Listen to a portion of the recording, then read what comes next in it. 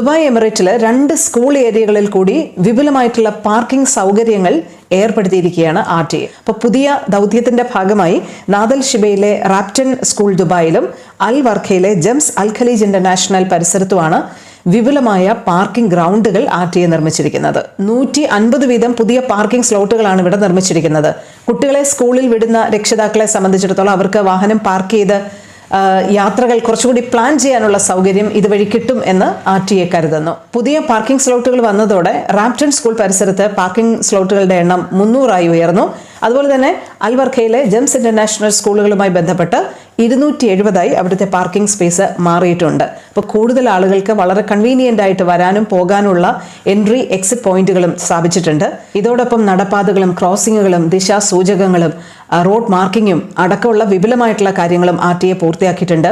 School സോണുകളുമായി ബന്ധപ്പെട്ട് ഗതാഗത ക്രമീകരണം കൂടുതൽ കാര്യക്ഷമമാക്കുന്നതിന്റെ ഭാഗമായി ഇത്തരത്തിലുള്ള നിർമ്മാണ പ്രവർത്തനങ്ങൾ തുടരുകയാണ് RTA. അതിന്റെ ഭാഗമായിട്ടാണ് 2 സ്കൂൾ പരിസരത്തു കൂടി പുതിയ പാർക്കിംഗ് സംവിധാനങ്ങളും സൗകര്യങ്ങളും ഒക്കെ RTA ഏർപ്പെടുത്തിയിട്ടുള്ളത്.